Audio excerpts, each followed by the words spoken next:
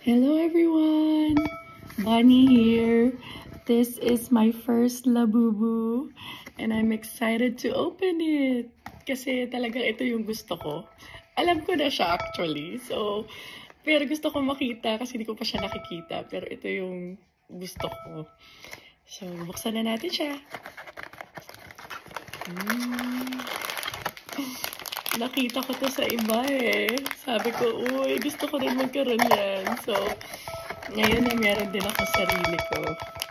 This is gonna be my first one. Hindi naman ako super addict sa Labubu or anything. Pero talagang nung nakita ko siya, sabi ko, ay, gusto ko to. Kaya pag nakakita ko nun, yun yung kukunin ko. Kasi ang hirap din nung hindi mo alam, di ba? Tapos blind. I mean, exciting pa rin yun. Kasi yung Haichipupu ko, ito yun. Aries yan. So, yun, favorite na favorite ko yan. Here we go, guys! Let's open it! Para ka pala talagang bata ulit, no? When you have this. Have a seat. Have a seat yung meron ako. So, mas maliit siya. Yun yung gusto ko yung mas cute. Ito na siya. Ito na siya. Oh, guys, siya yung gusto ko. Siya talaga yung gusto ko, si Dada. Ang cute ni Dada. Oy, nakakatuwa, oh. Upo siya. Ganyan yung mata niya, pulang-pula. Puyat siya, pagod siya. Kung ano pa yung ginagawa niya. May card to eh. Ayan na, si Dada. So, thank you, Ina. Kinuha ko to kay Ina. Nakita ko na, you know, may pinost siya. And I was like, ay, ang lambot-lambot niya. Ang cute-cute. I love it so much. So, hi. I wish I had it all. I wish I had all the colors. Gusto ko rin yung green sana. Oh well.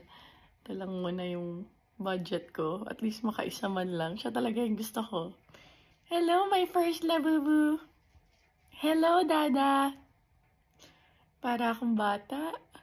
Para akong bata. Para tayong mga bata. I'm sure natuwa din kayo sa mga Labubu nyo.